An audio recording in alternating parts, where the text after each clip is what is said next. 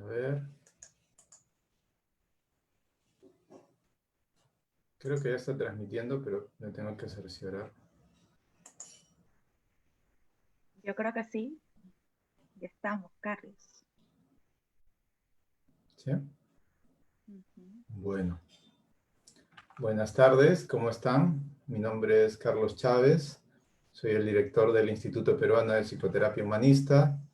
Y el día de hoy vamos a comenzar la entrevista número 12. Estamos haciendo un ciclo de entrevistas todos los días viernes a las 5 de la tarde. Ya vamos en el tercer mes de ciclo de entrevistas. Y el día de hoy vamos a hablar con la psicóloga y psicoterapeuta Fadia Sierra de Perú, una gran amiga. ¿Cómo estás, Fadia? Hola. Hola, Carlos. Gracias por la invitación y hola a todas las personas que te siguen, que siguen el instituto. Nada, agradecida y con gusto de acompañar en esta charla, ¿no? Qué bueno. Fadia, con Fadia vamos a hablar del tema el encuentro y la relación terapéutica desde la logoterapia. Voy a presentar a Fadia. Fadia es psicóloga, psicoterapeuta, como mencioné. Estudió psicología en la Universidad Federico Villarreal. Es terapeuta sistémica, familiar y de parejas. Terapia estratégica breve, de la terapia estratégica breve. Es terapeuta con formación en análisis transaccional y logoterapia por APL, la Asociación Peruana de Análisis Existencial y Logoterapia. Es terapeuta Gestalt y terapeuta Gestalt relacional. Es terapeuta desde el enfoque central en la persona y el counseling, psicoterapeuta experiencial y focusing, y constelaciones familiares. Es docente y directivo de la Asociación Peruana de Análisis Existencial y Logoterapia, Víctor Frankl. Es cofundadora de Psicoterapia Perú, cofundadora y directora del Instituto Agape Coaching de Pareja, certificado de Coaching con Amor, cofundadora del Instituto Peruano Sistémico Integrativo IPSI. ¿Cómo estás, Fadia? Entonces, ¿por dónde te gustaría comenzar a hablar de este tema? Sí, gracias, Carlos, por toda esa revisión. Yo misma te escuchaba con atención preguntándome todo eso. Es todo un camino, ¿no? Bueno, yo creo que sí, es importante mirar desde dónde comenzamos a abordar el tema de la relación y del encuentro terapéutico, más allá del modelo teórico o del modelo terapéutico que manejemos. A mí me parece importante esta reflexión previa, esta reflexión que justamente Frankel hablaba de esta reflexión metaclínica, ¿no? Ir más allá del síntoma, de la neurosis, como para revisar nuestros marcos previos, las ideas que tenemos acerca de la terapia, del ser humano, del ser que enferma, de su modelo, de su forma de sanar, lo que necesita para sanar, ¿no? Entonces, desde esa mirada hay algunas ideas, algunos postulados comunes que son previos a esa práctica terapéutica. Perdón, un momento, siento mi batería dame un segundo que la batería se está... Sí, sí, sí. Entonces comenzaríamos a hablar sobre los postulados que, digamos, fundamentan este encuentro y esta relación desde el enfoque logoterapéutico. Entonces, la idea es que ustedes, si tienen alguna pregunta, alguna consulta, pueden hacerla por este medio abajo en la parte de Perdón, preguntas. ya estoy acá. Sí, gajes Algún del en vivo, comentario, Carlitos. Sí, algo y te que quieran, decía pueden hacer. que sí, sería bueno No. como revisar estas ideas y abierta también al diálogo, a lo que las personas que nos están acompañando a través del live puedan ir dialogando, ya tú nos vas contando, ¿no? En primer lugar, hay una idea muy común en Occidente, ¿no? Que se plantea como el mito de la mente aislada, ¿no? Esta, digamos, idea que atribuye al hombre un modo de ser en el cual él es un individuo que está separado de la naturaleza física y separado del vínculo con otros, ¿no? Desde este vínculo, digamos, desde esta idea, ¿no? De la mente aislada, nos podemos relacionar o podemos ver a la persona reduciéndola, ¿no? A sus fenómenos fisiológicos, a sus fenómenos biológicos, y negar también ese carácter relacional que es condición a la existencia, ¿no? Y podemos también estar restando, digamos, importancia a la experiencia subjetiva de la persona, ¿no? Que muchas veces es, digamos, no, que muchas veces no, que todo el tiempo el objetivo pasa por la subjetividad de la persona. Entonces, este es un primer filtro, digamos, muy común en Occidente, digamos, un postulado de que es importante, creo, para la práctica terapéutica comenzarlo a revisar. ¿Cuál es mi vivencia del encuentro, no? Desde ahí. Me siento como separado, ¿no? Me vivo como un ser separado del otro, le doy importancia o reconozco la importancia de mi subjetividad y de la del otro, comprendo, puedo tener esta comprensión intersubjetiva, relacional del proceso terapéutico o del encuentro terapéutico. Ese sería como un primer postulado que para mí es importante poder revisar, poder aclarar. Otro, digamos, otro aspecto muy común en la práctica terapéutica es creer que la relación es una opción posible que está basada en una causa y efecto, ¿no? Y que solo influimos al otro cuando tenemos la intención de hacerlo, ¿no? Solo nos relacionamos cuando estamos en esa intención de hacerlo a través de una acción que va a generar una conducta concreta, ¿no? Desde una lógica causal también, ¿no? Entonces, acá es importante también desde la mirada relacional entender que la relación, el encuentro terapéutico no es una opción, ¿verdad, Carlos? Es algo que, digamos, es una condición eh, y que uno siempre está involucrado en ese proceso de relación.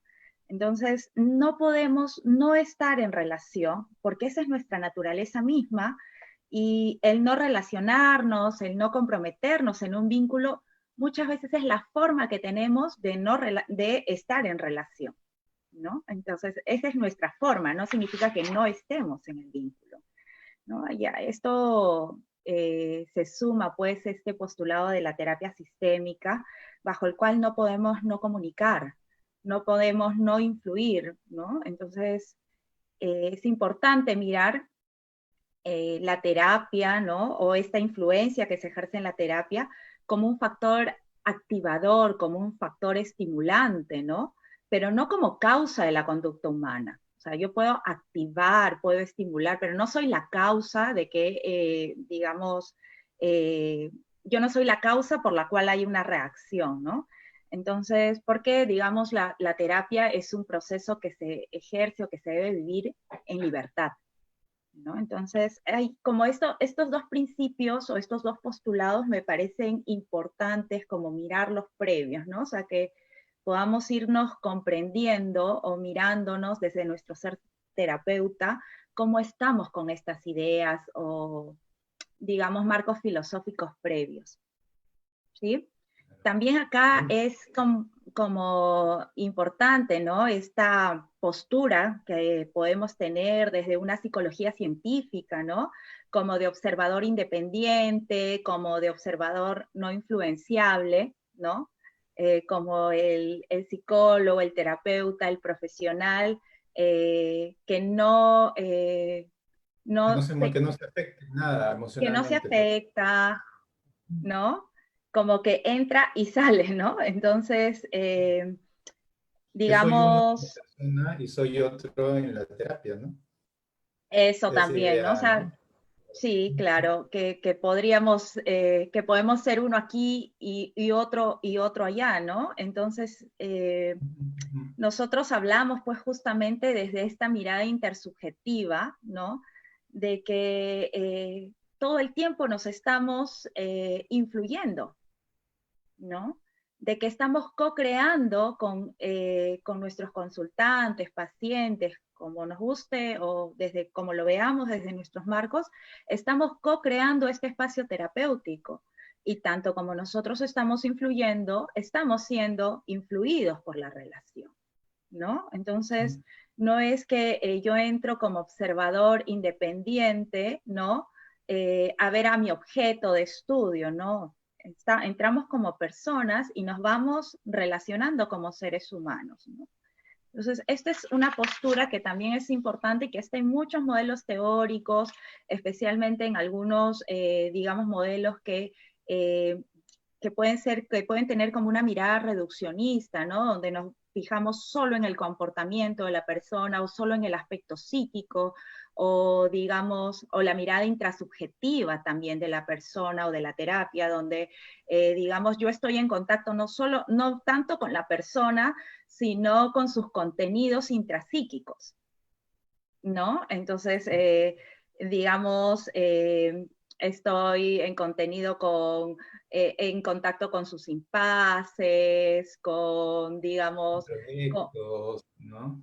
con sus Los introyectos, ¿no? Y entonces mi labor es resolver o acompañar a que resuelva el ciclo, pero yo no estoy como involucrado en esto, ¿no? Entonces, desde esta mirada, por ende, no podemos mantenernos en una relación como observadores, simplemente sin ser influenciados, ¿no?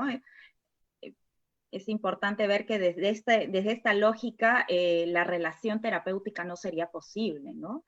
En el sentido Sí, terapeuta-paciente, o sea, a veces se ve solo la influencia como del terapeuta-paciente, ¿no? Hay algunos marcos que aceptan esta influencia como yo terapeuta, pero no se comprende la influencia también del paciente al terapeuta que siempre está presente y que compete al terapeuta, que nos compete a nosotros hacerla presente, reflexionar, hablarla, revisarla cada cierto tramo del proceso terapéutico, ¿no? ¿Cómo estamos en este vínculo? ¿Este vínculo está vivo para mí? ¿Sigo creyendo que hay un futuro con mi consultante? ¿Sigo confiando en él? ¿Cómo lo estoy viendo? ¿Cómo estoy siendo visto?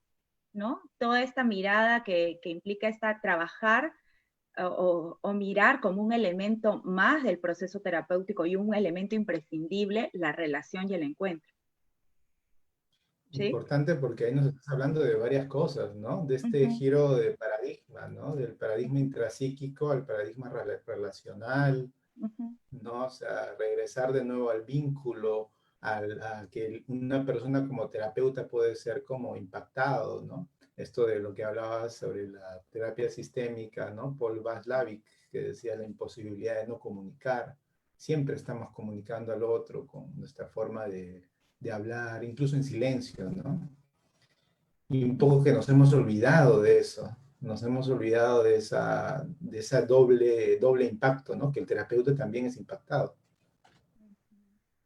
Claro, y desde esta mirada también eh, vernos como en esta integralidad que propone Frankel, ¿no? O sea, cuando entramos a la terapia o cuando estamos en acompañamiento terapéutico, estamos con toda nuestra persona indivisible, única, irrepetible, ¿no? O sea, entramos como personas.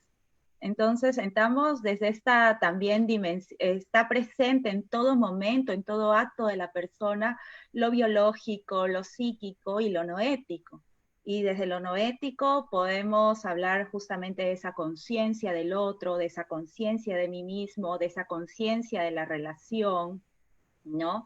Llevar a la conciencia cómo está haciendo este vínculo, ¿no? Me estoy relacionando con un otro como un otro válido, como un tú, ¿no? O me estoy relacionando con el otro como una cosa, ¿no? Como un objeto al cual yo tengo que modificar, curar, sanar, intervenir, aplicar cierta técnica, ¿no? Cumplir un objetivo, ¿no? Entonces, estas reflexiones eh, son básicas, creo, para ver de qué manera, porque siempre estamos relacionándonos, siempre hay encuentro, ¿no? Hay calidad de encuentro, hay diferentes gradientes del encuentro, podríamos decir, diferentes gradientes de la intimidad, que van a depender mucho de estos preconceptos, de estos postulados previos, de esta visión antropológica que tiene el terapeuta, con el cual, digamos, con estos marcos con los que entramos en contacto en la relación, ¿no? Entonces es importante que el terapeuta mantenga presente esto para no contaminar sus procesos terapéuticos también, ¿no? No utilizar justamente nuestras propias experiencias para lograr, digamos, influir en el paciente. Si se usa la propia experiencia, que también puede ser válido, ¿no? Se usa pero en conciencia, realmente atendiendo a la pregunta, ¿esto le sirve a mi consultante? ¿No? No porque no tengo otra cosa que hacer, ¿no? O porque lo voy a guiar a través de lo que yo he vivido. Entonces, otra idea que es un malentendido, creo, de lo que planteaba Carl Rogers sobre las condiciones, ¿no? Del encuentro humano, la empatía, la congruencia, la aceptación incondicional, que a veces se ven como condiciones que el terapeuta debe tener o debe actuar, ¿no? Para lograr, digamos, la relación terapéutica o para construir la relación terapéutica, ¿no? Entonces, desde ahí podemos caer en algunos errores, ¿no? Desde la idea como, digamos, estas son herramientas, mirar la empatía, la aceptación incondicional o la congruencia, herramientas que yo voy a poner en el medio cuando cuando entro a consulta, ¿no? Y desde ahí digamos, las voy a utilizar como una técnica, ¿no? Y actuar como si fueran reales. Y como si fueran reales se percibe en el proceso terapéutico, ¿no? Se siente esa actuación y esto limita muchísimo el encuentro, ¿no? Entonces, Carl Rogers plantea estas condiciones, pero que se toman en muchos modelos terapéuticos, pero son entendidas como recursos o como alguna actuación y no como condiciones del encuentro, ¿no? Entonces, condiciones que favorecen el encuentro como decía o como lo planteaba Rogers, ¿no? Entonces, la persona, entender, ¿no? Que la persona que viene a consulta ya tiene un problema que la trae, ¿no? Todo consultante viene a nosotros porque tiene alguna dificultad, algún problema, algo que resolver que no está pudiendo hacerlo solo, algo que le impulsa a pedir ayuda.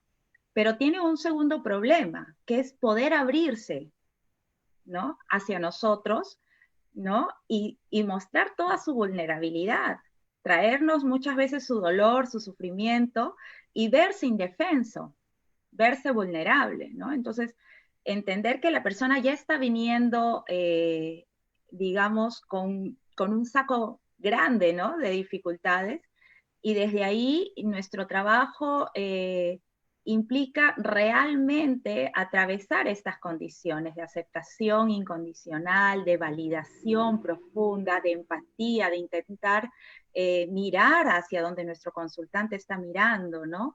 De congruencia, de poder ser auténticos, de mostrar mis propios sentimientos en el proceso de consulta y de esta manera también, como no son una actuación y son reales, estoy de alguna manera educando, ¿no? Mostrando al consultante como un camino personal, ¿no? Esto que yo soy, que no es actuación, sirve también para que el consultante contacte de esta manera con estos recursos personales, ¿no? Entonces, la relación está presente siempre, no es algo que se debe actuar, ¿no? Pero sí es algo que se debe hacer explícito, es algo que se debe revisar cada cierto tramo, ¿no? Hacer explícita la forma, cómo va surgiendo esa relación. Estimular justamente esa comunicación auténtica es parte importante del proceso terapéutico, ¿no? Para generar justamente esas condiciones que ayuden a profundizar la relación, a afianzarla, y desde ahí vamos abarcando las dudas del consultante, los sentimientos, pero no solo los que tienen que ver con el motivo de consulta, ojo, ¿no? O sea, vamos abarcando las dudas, los sentimientos, los pensamientos, pero no solo del motivo de consulta, sino esos que se generan de la propia relación entre terapeuta y paciente o consultante. ¿Cómo vamos hasta acá, Carlos? ¿Se va entendiendo un poco eso? Muy Ajá. bien. Y me parece muy bueno que hayas introducido a Rogers, ¿no? Y sobre todo la importancia Porque mucho se habla, cuando se habla de Rogers, se le pone mucho énfasis a la empatía, pero digamos ahí la congruencia tiene más peso, ¿no? O sea, realmente, porque lo que se busca es que una persona sea congruente y como tú bien has dicho, ¿no? No finja. Ujú, ujú. O sea, no se finja el vínculo, sino realmente uno naturalmente se vincule con la persona desde su propio ser, no desde un rol, ¿no? Un rol de terapeuta, un rol de cuidador, un rol de, ¿no? Y eso va a ser como lo que va a uno justamente, que uno pueda conseguir realmente contactar con la otra persona, ¿no? O sea, ser receptiva a lo que la otra persona dice, sin intención, ¿no? Y ahí entraría la fenomenología. Háblanos un poco de ese tema. Sí, es muy importante, ¿no? O sea, desde la mirada fenomenológica, justamente esta reflexión o este, digamos, esta concepción de que la relación es previa, ¿no? De que siempre estamos en relación, de que es imposible no relacionarnos, no influir, que eso está siempre presente, ¿no? Y esto nos sirve, además, como base, ¿no? Justamente a chequear las intenciones, ¿no? Las finalidades, esta fenomenología que plantea Scheller, como encontrar como terapeutas esta fenomenología axiológica, ¿cuál es mi finalidad dentro de este vínculo? ¿No? ¿Cuál es, digamos, hacia dónde estoy orientando esta conciencia? ¿No? ¿Hacia qué aspectos de mi consultante estoy orientando esta conciencia? ¿No? Esto que les decía hace un rato, estoy mirando solo el aspecto biológico, psíquico, estoy pudiendo contactar con la persona profunda de mi consultante, puedo mirarlo más allá de sus limitaciones, de sus condicionamientos, de sus relatos o de sus síntomas, ¿no? Y ahí un poco ya vamos Ya, es entrando que un tiene la... poco a Frankel, ¿no? Desde esta visión antropológica que nos plantea Frankel, que es, digamos, el marco previo a la intervención logoterapéutica, ¿no? Este análisis existencial que básicamente nos muestra a este ser humano tridimensional, a este ser humano único, irrepetible, en relación, ¿no? En relación consigo, con el mundo, con los otros, con lo trascendente, con lo valioso, este ser humano que puede asumir con una actitud responsable la vida, que se orienta hacia el sentido en la vida, ¿no? Atravesado por una profunda voluntad de sentido. Entonces, esta, digamos, visión antropológica que sostiene Frankel, que, digamos, está comprendida en el, digamos, análisis existencial de la logoterapia, es, digamos, el fundamento previo para justamente la logoterapia en sí, o sea, para la aplicación del método, ¿no? Como decía Frankel, no existe una psicoterapia sin una visión del hombre, ¿no? Entonces, por esto que para mí era importante como ir entrando en esta reflexión, o sea, ¿qué estamos viendo en el otro? ¿Cómo nos estamos viendo también a nosotros mismos como terapeutas en este encuentro? ¿No? Entonces, estos marcos o nos van a ampliar o nos van a limitar también el encuentro. Entonces, desde la logoterapia hay esta propuesta, ¿no? Lo primero, o digamos, la condición previa es esa visión antropológica antes, ¿no? De toda práctica. Recordemos que la logoterapia también, o sea, Viktor Frankl la proponía como, digamos, como un recurso, como una fuente para rehumanizar la salud o el quehacer humano, ¿no? No solo desde el aspecto médico, desde el aspecto psiquiátrico, psicológico, psicoterapéutico, ¿no? Y ahí justamente nos hablas de este otro giro, ¿no? De lo patogénico a lo salutogénico. Entonces, no Ujú. solo centramos en la Importante. patología, ¿no? Hasta ese entonces, digamos, la medicina, ¿no? Todo estaba centrado hacia la patología y es importante esa área en la psicología y en la medicina en general, pero Frankl, ¿no? Y el humanismo en general rescatan este potencial humano, ¿no? Lo que puede ser la persona, ¿no? La parte sana de la persona, ¿no? Esa tendencia actualizante de la que hablaba Rogers. Uh-huh. Ujú. Ujú. Sí, entonces desde esta mirada, pues la terapia no tiene que ver con hacer algo, con el uso de técnicas. Claro que el terapeuta debe manejar sus recursos terapéuticos, debe tener herramientas para poder, o conocer técnicas para poder ir, digamos, a resolver lo que se necesite resolver, para poder acompañar, para poder ayudar en el despliegue, pero más que hacer algo, ¿no? O utilizar el concepto de relación, la idea previa es poder ser alguien y permitir al otro ser alguien, permitir que el otro sea en el proceso terapéutico y nosotros también ser, ¿no? Y la utilización de la relación como concepto, ¿no? Muchas veces como una herramienta más. Hay gente, algunos logoterapeutas que dicen que la principal herramienta de la logoterapia es el encuentro. Y desde ahí hay como, podemos estar entrando una vez más, ¿no? Con nuestro kit de herramientas para la terapia y luego soltarlo, dejarlo a algún costado, ¿no? Entonces, no es una herramienta, es una condición, pero que es importante reflexionarla previamente, ¿no? Entonces, desde APAEL, que es una institución desde la que tú y yo nos hemos formado, ¿no? Y que es, digamos, para muchos de las personas con las que nosotros nos vinculamos, es como, digamos, la madre terapéutica, ¿no? O psicoterapéutica, la institución donde La base. comenzamos a mirar estos modelos humanistas, existenciales, fenomenológicos, la formación del terapeuta es bien importante, ¿no? La actitud personal con la que vamos al encuentro de la persona, ¿no? Claro. ¿Cómo? La disposición. Sí, la disposición, esta reflexión previa con la que es importante chequearnos, ¿no? La actitud fenomenológica, la actitud relacional, poniendo especial atención a describir justamente los fenómenos relacionados al vínculo y al encuentro terapéutico, ¿no? A lo que me genera a mí mi consultante, lo que yo voy generando y el espacio que vamos construyendo, ¿no? Digamos, esta mirada relacional que tenemos de la psicoterapia, que nos invita justamente a estar revisando, ¿no? En cada El impacto. sesión o constantemente, cómo estoy siendo tocado, cómo estoy siendo afectado por este encuentro, cómo estoy yo afectando y cuál es el, digamos, el campo relacional que estamos co-construyendo terapeuta y consultante, ¿no? Entonces, eso nos toca a nosotros como terapeutas atender de manera explícita, ¿no? Esa es una parte de nuestra tarea terapéutica, ¿no?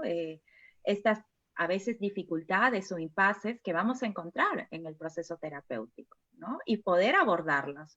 En muchos modelos, las dificultades, los impases están vistos como parte del proceso intrapsíquico del otro, ¿no? Eso es el otro el que no se quiere abrir, es el otro que no quiere Está resolver, proyectando sus cosas, son claro. sus resistencias, ¿no? Digamos, en estos modelos, lo que hacemos es revisarlos y ver cómo también, desde esta mirada relacional, yo estoy favoreciendo o limitando la aparición, ¿no? En la emergencia de, probablemente sean introyectos, probablemente sean resistencias, pero aparecen aquí y ahora en mi presencia. ¿Qué de mí están generando o favoreciendo la emergencia de esos fenómenos, digamos, de lo que estamos Hace viendo? un tiempo hicimos una entrevista al doctor Salvador Moreno de México Uh -huh. y él de Gestalt, ¿no? Y él nos habló de algo bien interesante. Él nos dijo esto que se llama mecanismos de defensa, para él son mecanismos de cuidado, ¿no? O de autocuidado. Mecanismos de... De autocuidado. Uh -huh. Entonces, porque el paciente llega y se cuida, porque somos extraños, ¿no? O sea, somos seres nuevos, extraños para esa persona. Y a veces nosotros nos automatizamos como terapeutas, ¿no? Y a todos los tratamos igual, ¿no? Frankl decía eso, ¿no? Si usas una técnica, la misma técnica con dos personas, con el mismo, ¿no? El mismo detalle, con uno no lo has hecho bien. Por lo menos Porque, con uno no lo has hecho bien, quién sabe con claro, los dos, ¿no? Por tal lo vez menos con los... con uno. Sí, ajá. Exacto. Ujú. Entonces es importante que la técnica, porque, y eso sucede mucho, ¿no? En las formaciones y en todo, ¿no? Buscan la técnica. Se busca la técnica, enséñame tal técnica. Justamente Walter Alfaro nos comenta algo, ¿no? Nos dice, nos pregunta sobre las técnicas en la logoterapia, ¿no? Y nos dice Ujú. Walter, bueno, creo que ya me lo han ido contestando durante toda esta conversación. Walter es un alumno de la formación también, que hemos comenzado hace Hola, poco, la Walter. formación Ujú. humanista. Gracias, Walter, está quedando claro. Gracias por Ujú. explicarnos. Y también Y sabes, acá Carlos Irving Yalom decía, pues no, importante, señalaba de que en América Latina, ¿no? Hay como la creencia, ¿no? Desde las aulas de psicólogos, desde las formaciones psicoterapéuticas, que la técnica es lo que cura, ¿no? Que tenemos que incorporar técnicas para ayudar o digamos para estar con nuestros pacientes. La técnica es importante y tiene su peso, ¿no? Pero recordemos que, digamos, si hay algo sanador, es ese encuentro, ese ir con el otro, ese acompañamiento persona a persona que se da en el proceso de terapia, ¿no? Como una experiencia emocional también muchas veces correctiva. Muchos de nuestros consultantes, digamos, llegan a terapia y por primera vez pueden vivir digamos, esto de la aceptación, la empatía, la autenticidad, y es una experiencia que impacta y que nos impacta a los dos, ¿no? Que nos conmueve como terapeutas también. No podemos salir ilesos de, digamos, o no afectados, ¿no? Y ahí hay que preguntarse también, ¿qué tanto estoy yo, digamos, necesitando? Para mí esa siempre ha sido una pregunta cuando estamos en procesos formativos, ¿no? Y claro, cuando estamos comenzando, queremos saber la técnica, la pregunta precisa, ¿no? Y mientras más técnicas tengamos, mejor, ¿no? Aunque no sepamos manejar bien ninguna. Entonces, eh, y, y nos olvidamos justamente de ser, de estar, ¿no? Del momento, de la presencia, lo importante de la presencia en ese acompañamiento persona a persona. Esto que señalabas hace un rato de la importancia del silencio, del poder aceptar incluso como terapeutas que de momentos yo tampoco no sé a dónde ir, que de momentos también me puedo sentir, puedo en muchos momentos saber o mirar, pero en otros momentos no voy a saber, que también me puedo sentir afectado, conmovido, que me puedo sentir, perdón,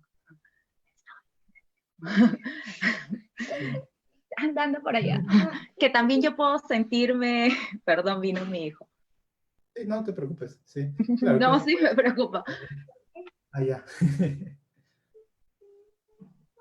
Después. O sea, es importante la comunicación. Entonces, un tema es de las sesiones en casa, Carlitos, disculpa. Y bueno, que también nosotros como terapeutas en algún momento podemos no saber, ¿no? Que también como terapeutas podemos conmovernos, ¿no? Y esto es algo que desde las universidades nos enseñan como a tener esta postura científica, esta postura distante, de no contacto, de estar en esta postura directiva, en esta postura de Que superioridad, tiene que ¿no? ver Donde tú eres mucho el con psicólogo, tú eres el el terapeuta, rezago tú eres médico, el que sabe. ¿Cómo? que tiene que ver con esta idea del rezago médico, ¿no? O sea, Uh muchos -huh, médicos tienen esta postura de un poco fría, ¿no? No vínculo con el paciente, darle lo que necesita, ¿no? La pastilla o el tratamiento o el diagnóstico y no más, ¿no? uh Entonces, -huh. soy uno como médico y soy otro en mi casa y soy otro en otras esferas de mi vida, ¿no? En cambio, esta postura, ¿no? Que plantea la logoterapia fenomenológica es de vincularme yo, ¿no? Y al mismo tiempo también ir sanando. Hay muchos psicólogos que ingresan a las facultades, ¿no? Queriendo solucionar sus problemas, ¿no? Y nunca lo solucionan. Entonces ahí ir a proceso de terapia importante para los terapeutas, ¿no? Y de un buen proceso formativo también, ¿no? Porque ese es un aspecto importante también, que es como una condición de la relación terapéutica, ¿no? qué tanto hemos resuelto nosotros como terapeutas, ¿no? Distinguiendo lo que es psicología y psicoterapia, nuestros propios temas, nuestras propias neurosis, ¿no? Yo creo que hay, digamos, algunas condiciones que permiten o que facilitan el encuentro también y que las tenemos que ver no solo desde la logoterapia, porque yo creo que esto tiene que ver con todos los modelos básicamente humanistas, existenciales, ¿no? Hay algunas condiciones. Una de ellas es esta que estás trayendo, ¿no? O sea, ¿qué tanto el terapeuta o nosotros como terapeutas vamos viviendo la experiencia de sanación, de resolución de nuestros propios conflictos, de revisión de nuestras biografías, de atender nuestras propias neurosis? Y este es un punto, digamos, muy polémico también, ¿no? Porque hay algunos modelos que dicen que, bueno, no, el terapeuta no necesita resolver lo suyo, y hay terapeutas que están, digamos, toda su vida en terapia, ¿no? Entonces son como, podríamos ver, en esa gradiente también hay como varios extremos, hay extremos, ¿no? Y hay como puntos medios. Entonces, yo sí creo que acá cabe la reflexión, ¿no? O sea, ¿qué tanto un terapeuta puede ayudar a su consultante a ir más allá de lo que él ha llegado? Entonces, en esa medida, yo creo que sí se hace importante de que la persona, ¿no? Del terapeuta esté también en este camino, ¿no? De ampliar su propia conciencia, de verse, por lo menos de reconocer cuáles son sus temas, ¿no? Por lo menos haber comenzado ese trabajo de reconocimiento. Bueno, yo traigo estos temas, ya soy consciente de lo que traigo, comenzar a resolverlos. La experiencia también para el psicólogo, para el psicoterapeuta, de haber sido acompañado en un proceso terapéutico es fundamental, ¿no? Ese es un gran aprendizaje que muchas veces no se habla. La gente muchas veces creemos que es solo, digamos, formarnos, aprender las técnicas, los recursos, el modelo, la teoría y comenzar a atender. Pero, digamos, la experiencia formativa que tiene el acompañamiento terapéutico, ¿no? Del propio terapeuta, es fundamental. Es fundamental. O sea, cuando nosotros nos abrimos a vivir la experiencia, ¿no? De ser acompañado, de resolver, de tocar nuestros núcleos, se nos abre todo un mundo. Y definitivamente podemos acompañar mejor y llevar más allá a nuestros consultantes, ¿no? Este es, yo creo, un aspecto importante, ¿no? O sea, el poder, digamos, haber resuelto, no que haya total ausencia de patrones neuróticos, estar libres de todo esto, ¿no? Pero por lo menos haber ido viéndolos, revisándolos, estar en ese camino de manera permanente. No sé cómo, Claro, cómo ¿no? lo ves tú. El primer paciente de un terapeuta debe ser uno mismo, ¿no? Para reconocer primero qué es lo que a uno le sucede y también ahí entra este mito, ¿no? Del curador herido, ¿no? Del Girón. sanador herido.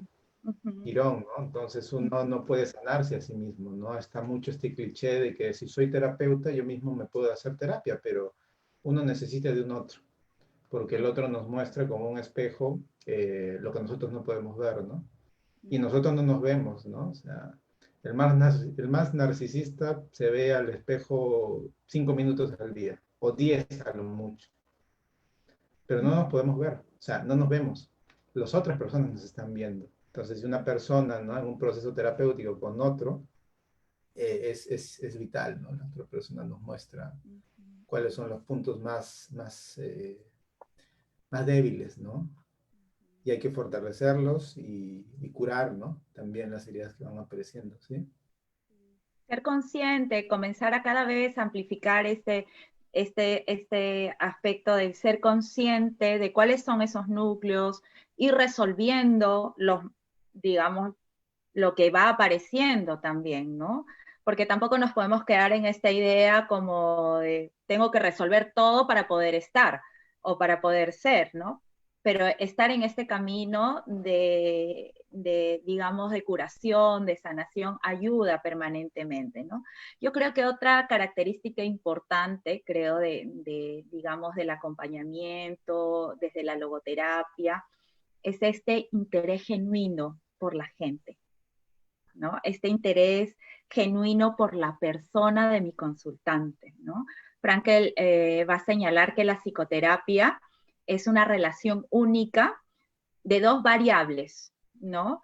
Lo único y lo irrepetible del terapeuta y lo único y lo irrepetible del consultante o del paciente, ¿no? Entonces, este interés por la gente podríamos cambiarlo por el interés por la persona, ¿no? Desde la fenomenología también, ahí entra como para observar qué es lo único e irrepetible de, de esta persona que está frente a mí en este momento, ¿no? Lo que se hace presente en este momento en la persona, más allá de mis objetivos terapéuticos, más allá de criterios diagnósticos, más allá de sus síntomas, ¿no? O sea, este interés por llegar a la persona, incluso a la persona profunda, y ahí también esta mirada de Frankel, que es importante, esta llamada, ¿no? Eh, a entender o a mirar a la persona desde esta dimensión espiritual, ¿no? Que tiene un aspecto profundo e inconsciente, ¿no? Frankel va a decir, va a hablar o va a redefinir, ¿no? Este, digamos, postulado de psicoanálisis del inconsciente como el depósito, ¿no? De las represiones, de los instintos, y Frankel va a ampliar esta mirada y va a decir que también existe un inconsciente espiritual, que es la fuente de los recursos de la persona, ¿no? Que es ahí donde emerge la persona profunda espiritual y desde ahí nacen todas sus capacidades noéticas, ¿no? Su capacidad de conciencia, de autodistanciamiento, de autotrascendencia, aparece la libertad de voluntad, la voluntad de sentido, digamos, la realización de valores o esta tendencia a realizar valores, a captar lo valioso. Entonces, este es, digamos, este interés por la persona es verla, como te decía, más allá de lo que trae, también en sus potencialidades. Captar lo que no se muestra desde la fenomenología, ¿no? Si yo estoy viendo a mi consultante, estoy escuchando su retrato, su relato, estoy percibiendo sus comportamientos, sus actitudes, pero también esta fenomenología que me permite percibir lo que no se muestra, los valores con los que está en contacto mi consultante, hacia dónde está dirigiendo, cuáles son sus finalidades más profundas. A esto nos referimos por este interés en la persona, ¿no? Y ¿Se entiende comentaste algo esta? interesante, Ajá. sí, sobre el diagnóstico y cómo se pasa, ¿no? Desde esta mirada, ¿no? El énfasis del diagnóstico al énfasis por la historia clínica, ¿no? Entonces, muchas veces hay mucho énfasis en el diagnóstico, ¿no? ¿Qué diagnóstico tiene? Y no tanto en la historia clínica. Y cuando hablamos de historia clínica, no hablamos de una historia clínica anotada, ¿no? En Y un una papel. hoja, sino Ajá. la historia de la persona, ¿no? La historia de la persona. Reconocer esta, como tú bien has llamado, particularidad de esta persona y qué se está mostrando ahorita conmigo Ajá. en esta relación única, ¿no? Ujú, Que comienza y acaba igual, ¿no? O sea, todas las ujú, sesiones son únicas, todos los vínculos son únicos, ¿no? ujú, Y a veces las personas no necesitan ser vistas como personas únicas, que lo son. ujú. Sí, claro. Y ahí como mirar en esta unicidad también, cuando uno puede apreciar esa unicidad, ahí podríamos contactar con esto que planteaba Seguín, ¿no? Como el eros terapéutico, ¿no? Este amor, este vínculo especial de afecto profundo que surge en el proceso terapéutico. Es bien difícil trabajar con alguien a quien no se le quiere, a quien no se le aprecia, ¿no? Entonces, el terapeuta tiene que estar interesado por ese tú del paciente, ¿no? Y no solo el tú, el que está ahora, sino el tú potencial, por lo que puedes llegar a ser, ¿no? Y desde el amor también, como decía Frankel, el amor es clarividente porque no solo nos permite ver lo que es, sino lo que el otro puede llegar a ser, ¿no? Entonces, importante como conectar y ahí pues queda más claro aún eh, esta presencia y esta persona, y que no podemos no involucrarnos. Uno no puede querer a alguien si no está involucrado dentro de la relación. Esto no se puede actuar, ¿no? Entonces, estos modelos de alguna manera demandan también, ¿no? Mucha presencia, participación activa, conciencia, empatía, compromiso por el terapeuta, ¿no? Eh, es muy diferente, como tú dices, cuando yo Importante. estoy viendo como ya pasa el que sigue, ¿no? Y el que sigue y el que sigue. Pues cada encuentro es particular, es propio, tiene su periodo y estás atento a lo que surge en cada encuentro, ¿no? Entonces poder Importante intuir. cuando hablas del inconsciente espiritual, ¿no? Ujú, Esta ampliación del concepto de inconsciente, ¿no? Del ujú, inconsciente psicoanalítico, muy centrado en el ello, ¿no? Muy ujú, centrado en los impulsos, a un inconsciente espiritual, ¿no? Cuando hablamos de espiritual no hacemos alusión a lo religioso, sino a lo propiamente humano, ¿no? A lo que nos hace humanos y únicos, ¿no? Y desde ese inconsciente llamado inconsciente espiritual por Frankl, uno puede decidir, ¿no? O sea, uno puede decidir y hacerse responsable también, ¿no? Es una ampliación de ese concepto y es un gran aporte de Frankl, ¿no?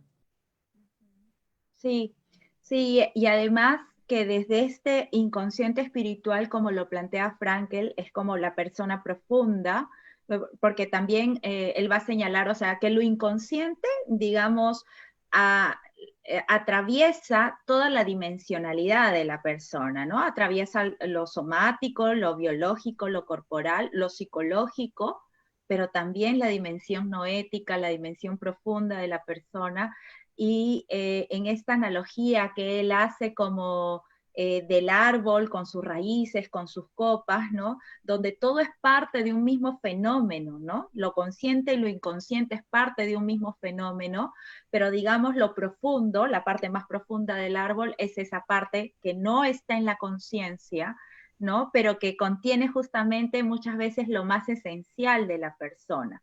Y no solo es el depósito de, de las represiones, de lo instintivo, del instinto de muerte, del instinto agresivo, sino que No, también y básicamente es, digamos, el núcleo sano de la persona, desde donde emergen recursos, capacidades, ¿no?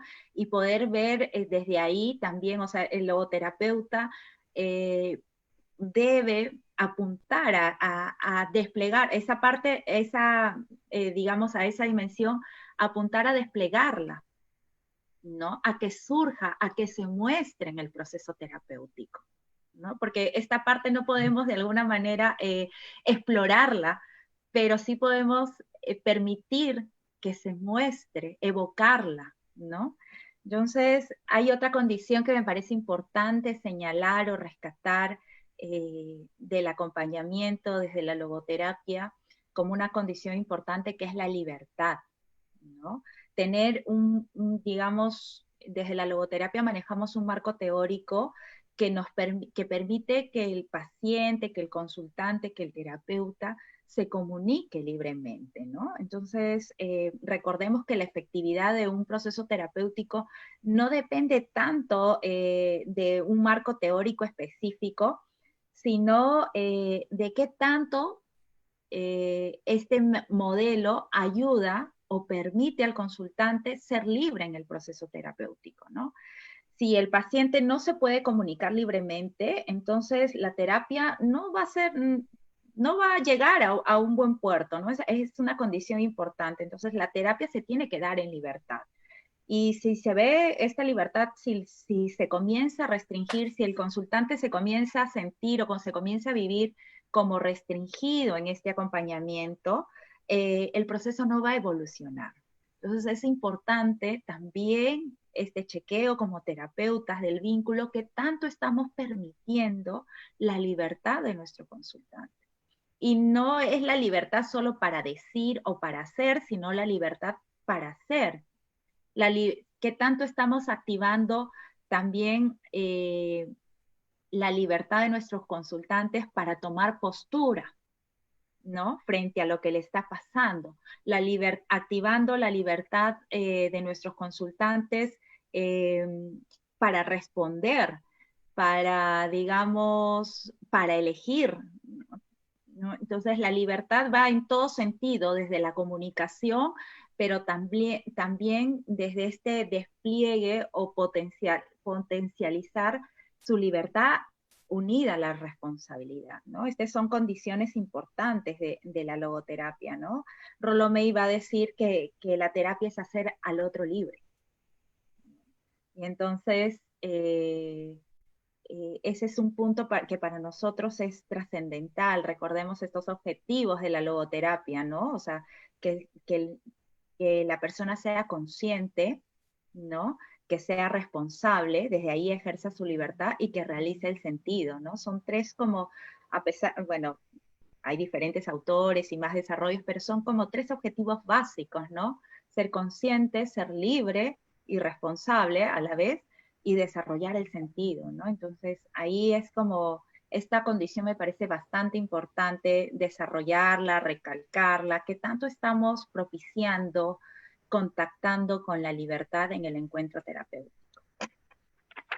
Importante, le hacíamos una entrevista a Felipe Miramontes hace un tiempo y hablábamos sobre esto, ¿no? Cómo cuando Frankl llegó a Estados Unidos vio la Estatua de la Libertad, ¿no? Este monumento en la costa este de Estados Unidos y se preguntó si es que en la costa oeste debería haber otro monumento a la responsabilidad.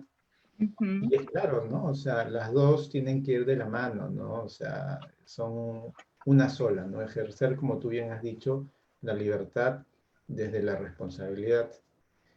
Entonces, me parece muy bien todo lo que has dicho, Fadia. Muchas gracias por todo este tiempo que nos has dado, por todo lo que nos has comentado, lo que nos has dicho, ¿no? ¿Hay algo más que te gustaría agregar sobre todos estos puntos que has ido desplegándonos? Sí, Carlos, yo creo que básicamente para mí es importante, ¿no? Alguna vez encontré este ejercicio de autorreferencia que planteaba Efraín Martínez, ¿no? Que a mí me gusta aplicarlo en mi práctica cotidiana para chequearme cómo voy, ¿no? Hacerme estas preguntas importantes, ¿no? De cómo me siento en esta relación, pensando con mis pacientes, ¿no? O sea, pensando con mis encuentros, cómo me estoy sintiendo en esta relación, si siento esta relación también viva para mí, ¿no? Si es que realmente me estoy entregando al vínculo, ¿no? Yo creo que esas reflexiones, si me siento viva, si sigo confiando, si me estoy entregando, si estoy replegándome, si todavía sigo confiando en esta persona, ¿no? Qué es lo que puedo ver, si estoy dispuesta también a aceptar su propia libertad, porque desde la libertad también nuestro consultante puede postergar, ¿no? Esto, aceptar sus procesos y sus tiempos, ¿no? Esta aceptación incondicional a veces porque de repente yo como terapeuta puedo tener un objetivo y quiero intentar resolver, pero mi consultante está en otro tiempo, está en otro ritmo, ¿no? Entonces, esta mirada de ir constantemente revisando nuestro vínculo, pero sobre todo cómo estoy yo, ¿no? ¿Cómo estoy yo en este vínculo y hacerlo explícito en la relación terapéutica? Eso Claro. básicamente, ¿no? Que para mí es trascendental y es como un giro, esto que decías al comienzo, ¿no? Ya no es el consultante como sujeto, como digamos paciente, sino somos los dos en co-construcción de un vínculo.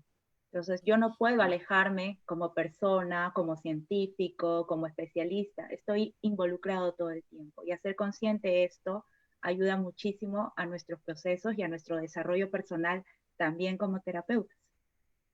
Y hay un Bien, libro, ¿no? Carlito. Buber, ¿Cómo? hay un libro de Martin Buber, pues, ¿no? Yo y Uh-huh. tú, ¿no? Que habla sobre la relación de yo y tú, ver a la otra persona como un otro y no como un ello. Que lo Uh-huh. dice, bueno, ello es esa cosa, ¿no? Es como una relación con persona y una relación con cosas. Entonces, ver al otro como una persona y verme a mí, como bien has dicho, ¿no? O sea, verme a mí, ver cómo, porque a veces desgasta, ¿no? A veces una persona, un terapeuta dice, bueno, ¿no? O sea, ya voy 20 años en terapia y necesito ahí tal vez volver a conectarme, ¿no? Conmigo mismo y con mi sentido del trabajo, ¿no? Este acompañamiento, ¿sí? Sí, Muchas ahí gracias, eso que Fadia. dices es bien importante, ¿no? O sea, chequear qué tanto nos estamos desgastando también, ¿no? Qué tanto nos estamos desgastando como terapeutas y cuidarnos, porque somos nosotros los que cuidamos muchas veces. O sea, cuidarme en toda esa tridimensionalidad a nivel físico, psíquico, espiritual. O sea, tenemos que también como terapeutas cultivar y el cuidado propio, ¿no? Somos nosotros como personas nuestro principal recurso para el acompañamiento. Entonces, yo creo que esto que dice, sí, a veces nos vamos desgastando y perdiendo, desafinando, y es importante volver a nosotros mismos también, Carlos. Gracias a ti, gracias al Gracias. Instituto de Psicoterapia Humanista, a todo el equipo, felicitaciones por la nueva formación que han comenzado, por la que comienzan mañana, y nada, que sigan adelante, y yo espero gustosa cuando haya otra invitación, Carlos. Muchas gracias por tu tiempo, Fadia, por tu disposición. Hay algunos comentarios de Walter, nos dice muy importante la experiencia terapéutica, ¿no? En lo espiritual, con autenticidad y desarrollo, compromiso, ¿no? Toca vivir, muchas gracias. Ana Guadalupe nos dice buenas tardes, muy interesante el tema y la entrevista. Ana Guadalupe nos dice gracias por la clase virtual. Y Federico nos dice, nos pregunta en qué sentido exactamente hablamos de que el paciente sea consciente, ¿no? Hablamos básicamente de que el paciente sea consciente de sí mismo, de su libertad, responsabilidad, de que encuentre su misma congruencia dentro de un espacio terapéutico y sobre todo lo último, ¿no? Que el terapeuta también haga lo mismo. Uh-huh. Muchas gracias, Fadia. Un fuerte abrazo y ya nos estamos viendo. Cuídense, Gracias a nos todos que están estamos conectados. viendo. Un abrazo para todos. Gracias por hoy. Nos vemos.